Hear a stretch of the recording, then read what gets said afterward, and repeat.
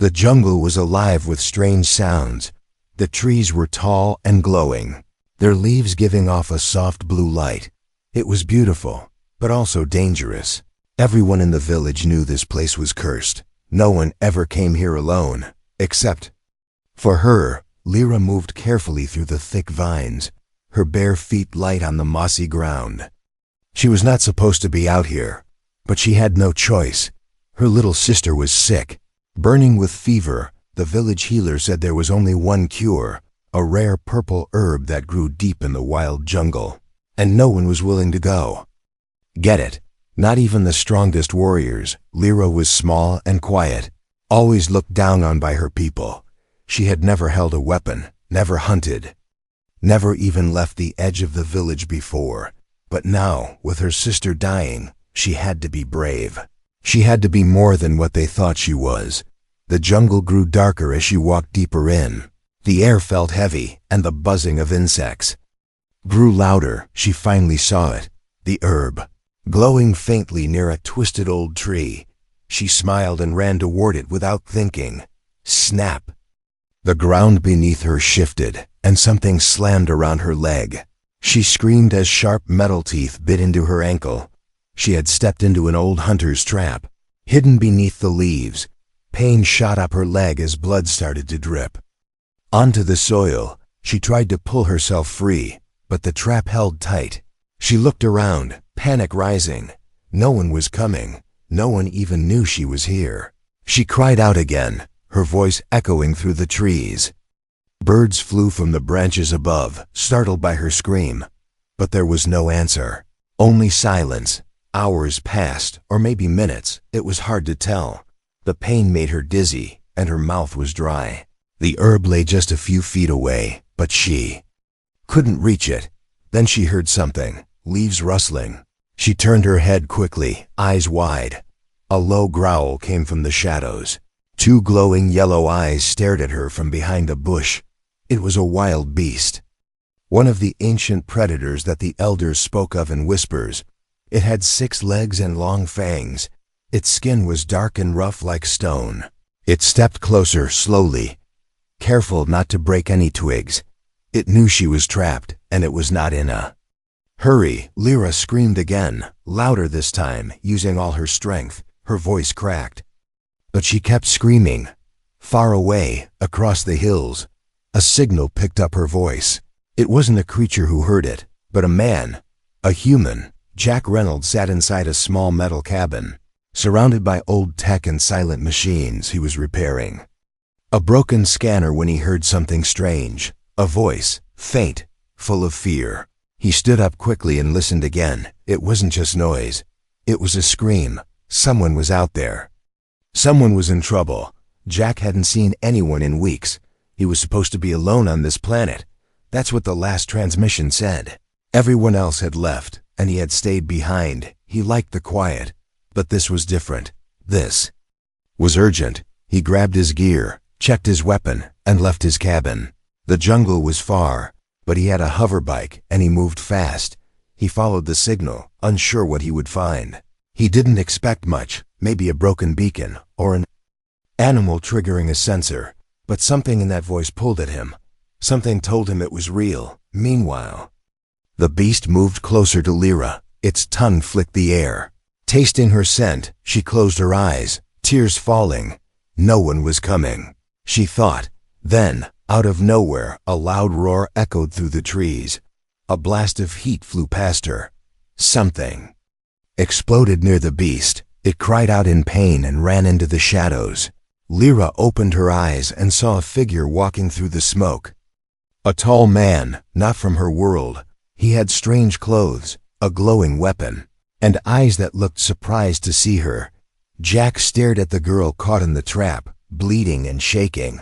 She was young, terrified, and definitely not human, but he didn't hesitate. He stepped forward and said, "It's okay, I've got you." And for the first time, Lyra didn't feel alone. The girl looked up at the tall stranger, her leg still caught in the metal trap, her body shaking from pain and fear. He knelt beside her, speaking softly. Though she didn't understand his words, his hands moved quickly but gently. pulling out a small tool from his belt. She flinched as the trap clicked and hissed, then popped open. Her leg was free, but the wound was deep, red, and messy. She tried to pull away, but her body gave out. He caught her before she could fall, lifting her easily like she weighed nothing. She didn't know who he was, what kind of creature he might be, but something in his eyes told her. He wasn't a threat. Still, she didn't trust him, not yet. The jungle was growing darker, and the sounds were getting louder. Jack looked around. Knowing more creatures would come, he held her tighter and started walking back through the trees, moving fast but careful not to shake her too much. She passed out once, her head falling against his chest, her breathing soft and uneven. When she woke again, they were in a strange place. It was not a hut like the ones in her village, but something metal and humming. The walls glowed softly, and strange items hung from every surface. Wires, tools, blinking lights. She tried to sit up but cried out, clutching her leg. He rushed to her side, placing a warm hand on her shoulder and offering her a drink. She hesitated, then slowly took a sip, her eyes never leaving his face. He spoke again, pointing to himself. "Jack." Then he pointed at her, waiting. She didn't answer. He tried again, slower. "My name is Jack." He pointed again, smiling gently. She swallowed hard, then whispered, "Lyra." It was the first time she had said her name to anyone outside her tribe. Jack smiled wider. "Lyra," he repeated, nodding. She looked down at her leg, now cleaned and wrapped in strange smooth cloth. The pain was still there, but duller now. Jack moved around the room, pulling out a flat round object. It glowed and made soft music, a sound she had never heard before. She stared at it, unsure what kind of magic this was. He sat across from her, watching her carefully. She didn't eat the food he offered, not yet. She didn't sleep either. Even though her eyes were heavy, she was in a strange world, and everything felt dangerous, even this man.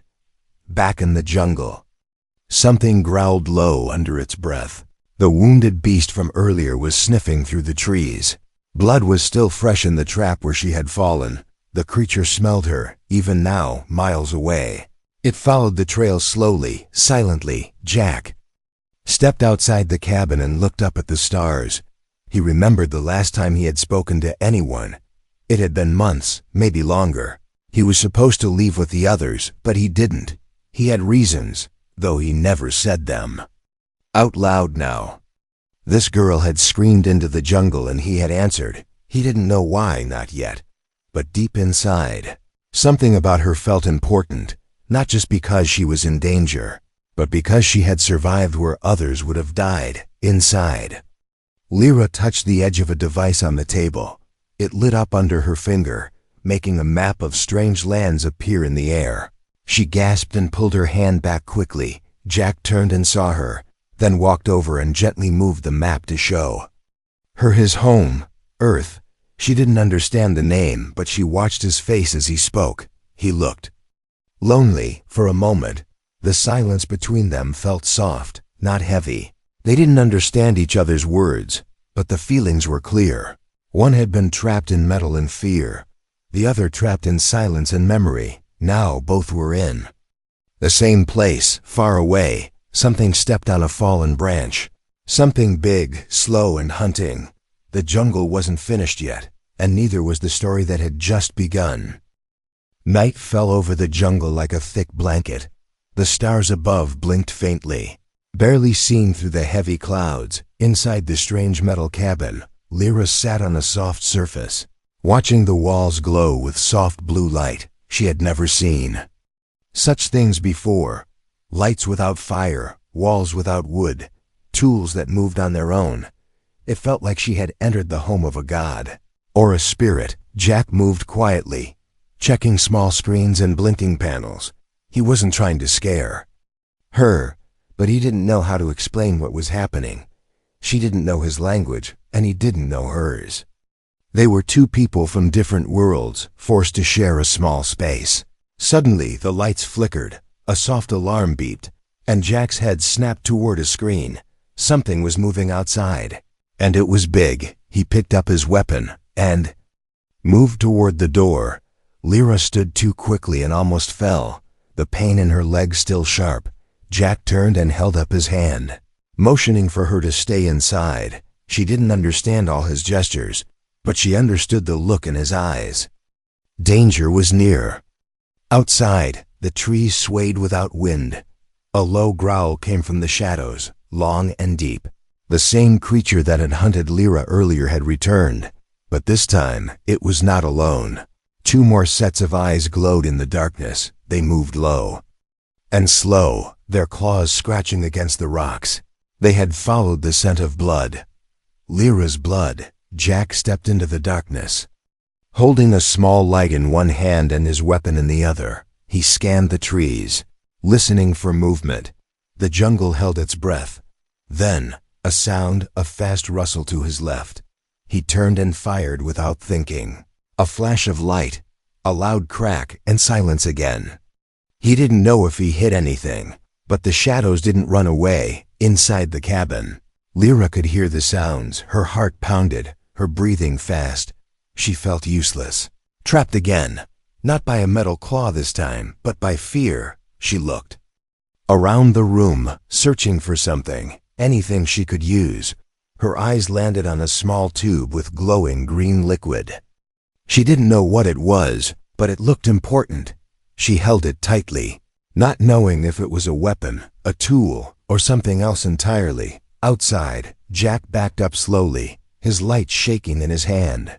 The creatures circled him, using the trees as cover. One darted forward, and Jack fired again. The blast lit up the jungle, revealing a massive body covered in dark scales and scars. The beast let out a roar louder than thunder. Suddenly, the door behind him opened. Jack turned, shocked. Lyra stood there, limping but firm, holding the glowing tube in her hand. She shouted something in her language and threw the tube at the ground near the beast. It exploded in a bright green flash, sending smoke and fire into the air. The beasts screamed and scattered, their bodies smoking from the blast. Jack pulled Lyra back inside and slammed the door shut. They both fell to the floor, breathing hard. He looked at her in disbelief. She had just saved him. For a long moment, they said nothing. Then, slowly, Jack smiled and placed a hand on his chest. "Team," he said softly. Lyra looked at him, then copied the motion. "Team," she repeated. The word felt strange on her tongue, but powerful. In that moment, they were no longer just strangers from different worlds. They were survivors, side by side, facing something greater than fear. Outside, the jungle burned softly in places. The creatures had run, but they would return. They always did. But now Jack wasn't alone, and Lyra wasn't helpless. Together, they were something new. And the jungle was watching. The jungle was not asleep. Even in the dead of night, it whispered, watched, and waited. Inside the metal shelter, Lyra sat near a soft light, her arms wrapped around her knees. Jack was asleep in a chair across the room, but she couldn't rest. Her ears were trained from childhood to catch danger in silence. The walls here were strong, yes, but they didn't belong to her world. She didn't trust them. And something in the wind outside told her she was right not to. Her eyes moved to the corner of the cabin where Jack had placed a long, strange object. It looked like a weapon, but it didn't have a blade or point. She'd seen him hold it earlier, the way hunters held spears. She guessed what it meant. Even without knowing his words, suddenly, a soft thump echoed outside. Then another, heavier this time. Jack stirred, eyes opening at once. Trained like a soldier's, he didn't speak, just looked at her. Both of them frozen in the moment. Another sound, like claws scraping metal, came from the back wall. Jack stood slowly and grabbed the weapon. Checking something on the side, Lyra stood too, wobbling from her injury. But her instincts were sharp again. Something was here, and it was hunting. Then came the low, drawn-out growl, long and guttural. Lyra's breath caught in her throat. She knew that sound. It was the same beast from the jungle, but now it sounded angrier, smarter. Jack motioned for her to stay low. He moved toward the wall and pressed a button, showing a dark view of the outside. 3 creatures, not one, were creeping toward the cabin, their bodies barely visible through the mist. They were big, fast, and full of hate. One of them had a fresh burn across its side. It was the one Jack had hit earlier. Now it had brought others. Now it wanted revenge. Jack whispered something under his breath, something she couldn't understand, but his hands were calm, and his eyes were steady. He was ready to fight. Lyra reached for something, anything, and found a small metal rod near the wall. She didn't know how to use it, but she held it like a club. She would not be prey again, not tonight, then. Without warning, the cabin shook. A heavy weight slammed into one side. Knocking things off the shelves, Lyra screamed, but Jack grabbed her and pulled her behind a table. The metal walls groaned as the beasts pounded against them. Jack raised his weapon and waited. Another crash, this time near the front. Then came the hiss, not from the creatures, but from something mechanical. One of them had found a weak spot, a vent maybe. They were smart. Smoke started to drift in. Lyra coughed, eyes wide. Jack pulled a mask over his face and tossed her. A small one. She barely managed to get it on before more smoke poured inside.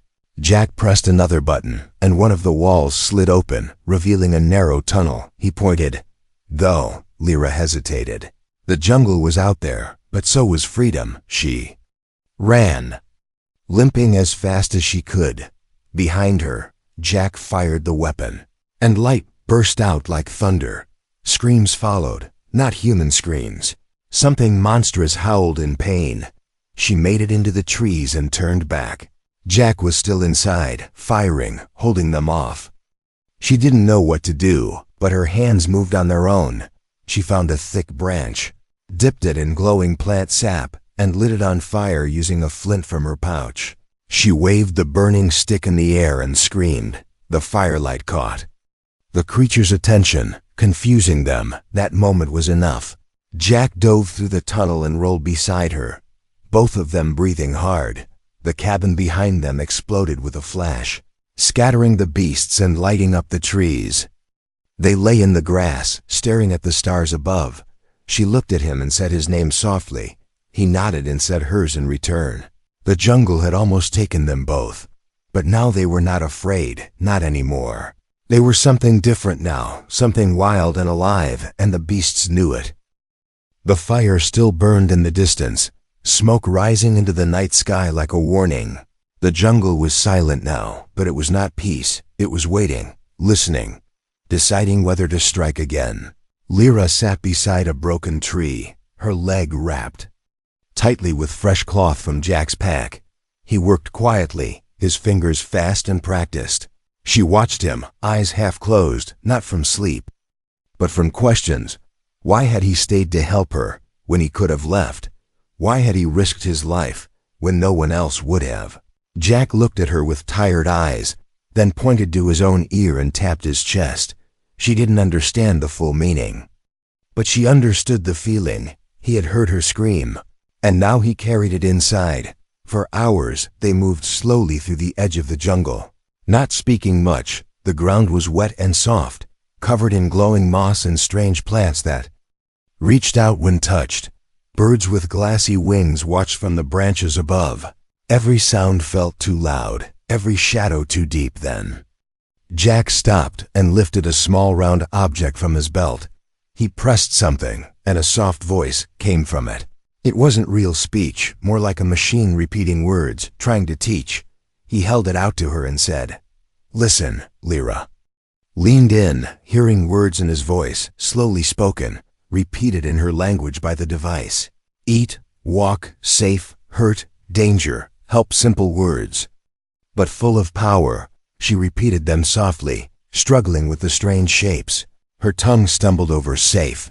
Jack smiled and said it again, slower. This time she got it, and he gave a thumbs up. It made her smile too, small and unsure, but real. For the first time, they sat in silence that wasn't filled with fear. The wind brushed past them like a soft hand in the trees above. One of the strange birds began to sing. It wasn't a song of warning, but one of calm. Later, they found a small cave hidden under thick roots. Jack checked inside carefully, then motioned for her to enter. It was dry and warm, the floor smooth. She sat down near the back while he placed a small cube near the entrance. It blinked red, then blue. Some kind of alarm. She guessed that night they shared food, dry rations, and fruit she had picked earlier. Jack pointed to the food and said the word again. Eat, she repeated it, smiling, and then pointed at him. Jack, she said clearly. He nodded, then pointed at her. She touched her chest. Lyra. They said each other's names like a ritual, as if it would protect them from whatever came next. Then, out of nowhere, a soft rumble passed through the ground. Lyra felt it first, her eyes going wide. Jack stood quickly, picking up his weapon and walking to the entrance.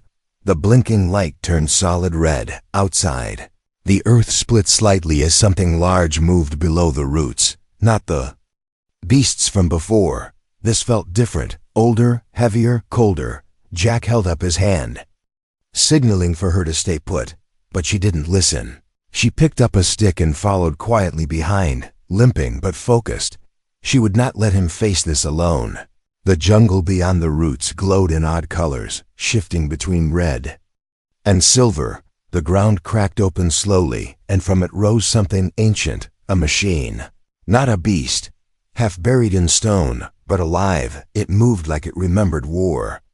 Like it once ruled the sky, now it searched for something. Scanning the trees with red eyes, Jack hid behind a thick log, eyes wide. He hadn't seen tech like this in years, not since the war, not since Earth stopped sending help. Lyra crouched beside him, confused by the metal beast. Jack whispered, "It's not just animals now." He turned to her and spoke slowly. "Danger, very old.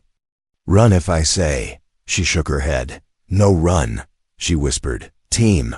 Jack didn't respond right away. Then he nodded once. In the distance, the machine turned toward them. It had heard something. It had smelled movement. And the hunt was about to begin again. The ground didn't just shake now, it pulsed. Like something alive was breathing beneath the jungle floor. The machine rose fully from the earth, its body covered in vines and rusted armor. It looked like it had slept for hundreds of years, and now it was angry to be awake. Its red eyes scanned the trees slowly, searching, thinking. It wasn't just a beast, it was a memory of war that had never ended. Jack's hands tightened around his weapon, but he didn't shoot. This wasn't a creature he could scare away with noise and fire. He had seen machines like this before, long ago during the last Earth mission. Back then, these things didn't hunt animals, they hunted people. Beside him, Lyra clutched a burning branch like it was a blade. She didn't know what this thing was, but her instincts screamed louder than her thoughts. She should have run, but her legs didn't move. Something deep in her soul told her if she turned her back, it would be the end. The machine tilted its head, letting out a low mechanical hum. Then it spoke, not words, but sounds like broken radio static. It played back a distorted version of her scream from days ago, then Jack's voice, then silence. Jack's heart stopped for a moment. It had recorded them. It had listened. He grabbed Lyra's wrist and pulled her back into the trees. They moved fast, though her limp slowed them. Every step hurt her leg, but she didn't complain. Not now. She didn't need words to say she trusted him completely. They ran until the glowing trees gave way to stone cliffs. A narrow crack between two rocks offered shelter. They squeezed inside just as the machine's lights passed by in the distance. It didn't follow, not yet, but it would. Inside the stone hollow. The walls were damp and cold. Jack sat with his back to the rock, breathing hard. Lyra sat beside him, clutching her arms, teeth chattering slightly. She looked at him and spoke softly. "Not beast," Jack nodded. "No," he whispered. "Worse." Lyra pointed at the side of the machine she'd seen. There had been strange symbols carved into it like her tribe's old markings, not human, not machine. Something in between. Jack looked at her, surprised. "You saw symbols?" he asked, slowly drawing one in the dirt with his finger. Lyra leaned forward and drew a different one, but with the same pattern at the end. Jack stared at it, then back at her. "Same origin," he muttered. "That thing." "It's from your world." Lyra looked at the symbol again and touched it gently. Her people called it the Silent One, a hunter made by the Skyfathers, used in wars before time. They thought it was just an old story, but now it had come to life. Jack stood up and paced, his mind racing. "If it was made here, maybe it has a weakness here too," he said. Lyra tilted her head. Confused, he pointed to her, then to her tribe's mark in the dirt. "Your people. They might know how to stop it." Lyra frowned, looking down. She had left the tribe without permission. They would not welcome her back. But if she returned with him, a human, they might see her differently, or they might see her as a traitor. Jack looked into the jungle again, then back at her. "We can't stay hidden," he said. "It will find us." She nodded slowly, standing up with a deep breath. Her leg was still weak, but her spirit wasn't. She took a step forward, then looked back at him. "You follow," she said. It wasn't a question. Jack picked up his gear and smiled faintly. "Always, together." They left the safety of the rocks and began moving north, toward the one place both feared, her tribe's village, hidden beyond the black trees. If answers existed, they would be there. But so would judgment, and behind them, in the deep forest, the machine waited, its red eyes glowing like fireflies in the dark. It had tasted their scent, heard their voices, and it had one command left in its rusted brain: erase the past and silence the future. They reached the border of her tribe just before sunrise. The trees here were blackened and dry, as if the land had forgotten how to grow. Lyra had never walked this deep before. This place was forbidden, cursed, and whispered about in stories meant to scare children. But now it was her only chance. Jack stayed close behind her, quiet and alert. He didn't know what they'd find: a welcome, a warning, or a wall. He had fought many things in his life, but never people who feared him just for existing. Rustle came from above, then a sudden shout. They were surrounded. Warriors dropped from the trees with spears and glowing blades, their armor painted with ash. One aimed a weapon at Jack's chest. Another grabbed Lyra roughly by the arm. She shouted something in her own tongue. Fast and sharp, the warriors paused, surprised by the fire in her voice. She pointed at the sky, then to the symbol on the ground, drawing it with her foot. The symbol of the Silent One. Gasps followed, murmurs spread. An elder stepped forward, her body thin but her eyes sharp as knives. She looked at Lyra, then at Jack. Then she said one word in their ancient tongue hunted. Lyra nodded, breathing hard. She stepped forward, limping but unshaken.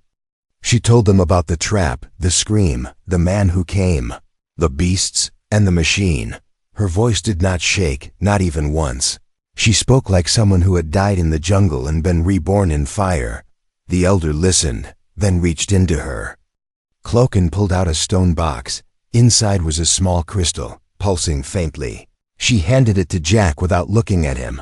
He stared at it, confused, until Lyra translated the gesture. The crystal was a key, a shutdown code. Made long ago, it could stop the machine, but only if placed into its core, a near-suicidal task. The tribe would not help. They had done enough by giving the knowledge. The jungle had made them afraid, and fear was now their wall. Jack looked at Lyra, holding the crystal tight. "You don't have to come," he said. But Lyra shook her head. "I scream," she said, tapping her chest. "You hear?"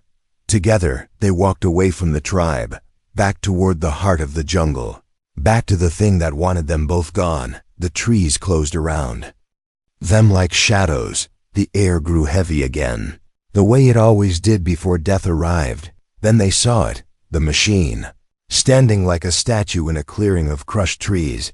Its eyes glowed brighter now, pulsing faster. It knew they were close. Jack stepped forward, holding the crystal in one hand, weapon in the other. Lyra stayed to the side, circling slowly, They had no real plan, just timing and trust. The machine moved. Limbs unfolding like sharp metal wings. It spoke again, broken. Voices stitched together from screams and war. Then it charged. Jack ran forward, drawing its attention, firing his weapon again and again. Sparks flew, metal cracked, but it didn't fall. It swung one heavy arm and sent him crashing into a tree. The crystal rolled from his hand, stopping near the beast's feet. Lyra didn't scream, she ran. Barefoot and broken, faster than she ever had before, she slid beneath the machine as it turned to crush her.